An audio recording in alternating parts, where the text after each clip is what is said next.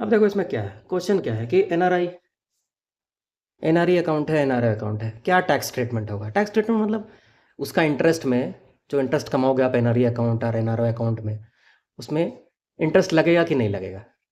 ठीक है, क्या दोनों अकाउंट में लगेगा, क्या क्या दोनों में नहीं लगेगा, एक में लगेगा दूसरे में नहीं लगेगा, लगेगा तो किस में लगेगा, यही क्वेश्चन है।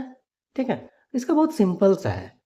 ठीक है, कि जो भी गवर्नमेंट क्या चाहता है, गवर्नमेंट चाहता है कि भाई एनआरआई इंडिया में इन्वेस्ट करे।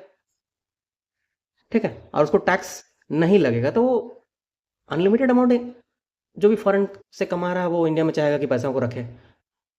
तो और नहीं चाहेगा कि ये वाला जो इंडियन सोर्सेस से, तो एनआरई जो होता है फॉरेन सोर्सेस से रुपी अकाउंट मेंटेन होता है इंडिया में, एनआरओ होता है जो इंडियन सोर्सेस से रुपी अकाउंट एनआरआई के लिए मेंटेन होता है।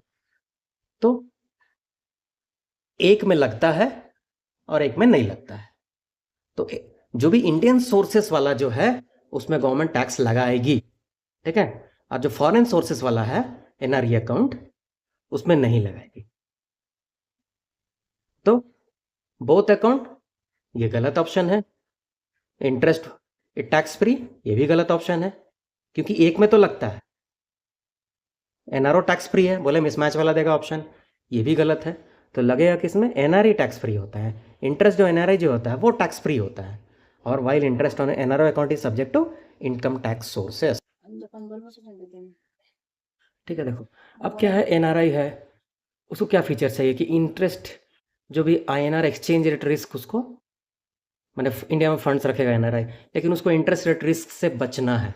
तो कौन सा अकाउंट मेंटेन करेगा, एफ सी एनआरई मेंटेन करेगा कि एनआरई मेंटेन करेगा कि R F C account maintain करेगा कि एनआरओ अकाउंट मेंटेन करेगा। देखो एनआरओ और एनआरई जो होता है ना वो रूपी अकाउंट होता है। तो फॉरेन करेंसी अगर इंडिया में कन्वर्ट होकर रूपी अकाउंट मेंटेन होगा तो उसमें तो एक्सचेंज मिलेगा नहीं, लेकिन फॉरेन करेंसी अकाउंट होता है ये। ठीक है, तो इसी में होता है, तो उसको एक्सचेंज रेट का रिस्क कब मिलेगा, तो फॉरेन सोर्स से इनकम आए और फॉरेन करेंसी में ही अकाउंट मेंटेन होगा। तो foreign currency non resident F C N R B बोलते हैं इसको। ठीक है, ये अकाउंट मेंटेन होगा। तो अब देखिए क्या है कि एक सिचुएशन दिया गया कि मिस्टर अली है, वो रिटर्निंग एनआरआई है। एनआरआई था, अब परमानेंटली इंडिया में सेटल हो जाएगा, है ना। अब उसका जो जो भी लार्ज बैलेंस है एनआरई सेविंग्स में, ठीक है, अब उसको चाहिए कि टैक्स बेनिफिट उसको चाहिए मेंटेन करना है। तो क्या करेगा वो, क्या बेनिफिट यूज़ करेगा, कौन सा अकाउंट में वो कन्वर्ट करेगा। पहला ऑप्शन बोल रहा है कि क्या पूरा 2 साल के लिए उसको एनआरई अकाउंट ही मेंटेन करना चाहिए, या एनआरओ अकाउंट में फ़ंड को ट्रांसफ़र कर देना चाहिए और फिर उसको रीडिजिग्नेट फिर रेसिडेंट अकाउंट करना चाहिए, और इमीडिएटली उसको एनआरई बैलेंस को स्टैंडर्ड रेसिडेंट सेविंग्स अकाउंट में कन्वर्ट करना चाहिए, या उसको resident foreign currency RFC account में कन्वर्ट कर लेना चाहिए। ठीक है, तो ऐसा रिटर्निंग एनआरआईज के लिए ना एक स्पेशल अकाउंट होता है जिसको हम लोग बोलते हैं आरएफसी अकाउंट, और जिसमें 2 साल का उसको टैक्स ट्रीटमेंट फ्री, जो इंटरेस्ट है उस पर कोई टैक्स नहीं लगता है। ठीक है, तो ये बेनिफिट उसको मिलता है। तो सबसे पहला तो करेक्ट आंसर क्या होगा, डी होगा, क्योंकि ये समय वो बेनिफिट नहीं है। वो रिटर्निंग एनआईएस के एक स्पेशल अकाउंट मेंटेन बनाया गया है, रेसिडेंट फॉरेन करेंसी अकाउंट, जिसमें उसको जो उसका टैक्स बेनिफिट का उसको चाहिए रिक्वायरमेंट हो मिल जाएगा, रिटर्निंग एनआरआई है। तो इसमें डी ऑप्शन करेक्ट ऑप्शन होगा। तो क्वेश्चन है कि एनआरआई है वो क्या चीज़ में वो इन्वेस्ट नहीं कर सकता है, जो कि प्रोहिबिटेड है उसके लिए। म्यूचुअल फंड में इन्वेस्ट कर सकता है, हाउसिंग लोन ले सकता है रेजिडेंशियल प्रॉपर्टी में इंडिया में, बिल्कुल ले सकता है। फिर कंपनी के फिक्स डिपॉजिट में इन्वेस्ट कर सकता है, बिल्कुल कर सकता है। तो इसमें जो इस क्वेश्चन के लिए करेक्ट आंसर है वो है परचेजिंग एग्रीकल्चर लैंड, मतलब एनआरआई जो है एग्रीकल्चर लैंड परचेज नहीं कर सकता है।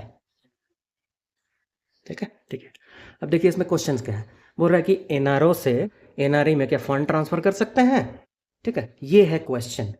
पहला ऑप्शन दिया है कि हाँ यूएसडी $1 million पर फाइनेंशियल ईयर कर सकते हैं सब्जेक्ट टू टैक्स क्लियरेंस, पहला ऑप्शन बोल रहा है। सेकंड ऑप्शन बोल रहा है कि हाँ वाले इंटरेस्ट को ट्रांसफर कर सकते हैं एनआरओ से एनआरई।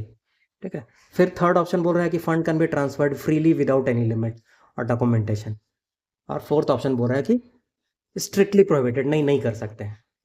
ठीक है, तो इसमें जो करेक्ट आंसर है वो है ऑप्शन नंबर ए, कि हाँ एनआरओ से एनआरई में फंड ट्रांसफर कर तो सकते हैं, लेकिन एक रेस्ट्रिक्शन है कि $1 million पर फाइनेंशियल ईयर ही कर सकते हैं। ओके, ये चीज़, ये क्वेश्चन क्या बोल रहा है कि भाई एनआरआई है, वो अपना इंडियन रिलेटिव उसको इंटरेस्ट फ्री लोन दे रहा है, ठीक है? तो वो लोन जो है वो कौन सा अकाउंट में जाएगा और क्या उसमें कोई रिस्ट्रिक्शन है? बस यही एक क्वेश्चन है, ठीक है? तो पहला ऑप्शन दे रहा है कि वो इंडियन रिलेटिव से जो इंटरेस्ट फ्री लोन दिया है, अपना जो क्लोज रिलेटिव है, वो एनआरई अकाउंट में जाएगा, ठीक है? और उसको स्टॉक मार्केट में इन्वेस्ट नहीं कर सकता है, पहला ऑप्शन बोल रहा है। सेकंड ऑप्शन बोल रहा है कि हाँ, एनआरई अकाउंट में ही जाएगा, लेकिन रियल स्टेट में इन्वेस्ट नहीं कर सकता है, ठीक है? थर्ड ऑप्शन बोल रहा है कि SNR account can not be use for personal requirement, और एनआरओ अकाउंट में जाएगा और can not be remitted outside India. तो देखिए, एनआरई अकाउंट में जो भी फंड क्रेडिट होता है ना, वो हमेशा फॉरेन सोर्सेज से होता है, तो ये तो इंडियन सोर्सेस है। तो पहला जो एनआरई वाला दो ऑप्शन दिया वो तो होगा ही नहीं। तीसरा जो ऑप्शन है एसएनआरआर, वो क्यों नहीं होगा? क्योंकि वो फॉरेन कंपनीज जो कि इंडिया में कुछ बिजनेस एक्टिविटीज़ वगैरह करता है शॉर्ट टर्म के लिए, 5 6 7 साल के लिए, उसके लिए होता है ये। एनआरआईज के लिए नहीं होता है। तो जो भी क्लोज रिलेटिव से आप तो पैसा लोगे, लोन लोगे, इंटरेस्ट फ्री लोन, वो आप एनआरओ अकाउंट में ही उसको जमा करोगे और उसको इंडिया से बाहर नहीं ले जा सकते हो। तो इसका जो करेक्ट आंसर होगा वो डी ऑप्शन होगा, ठीक है?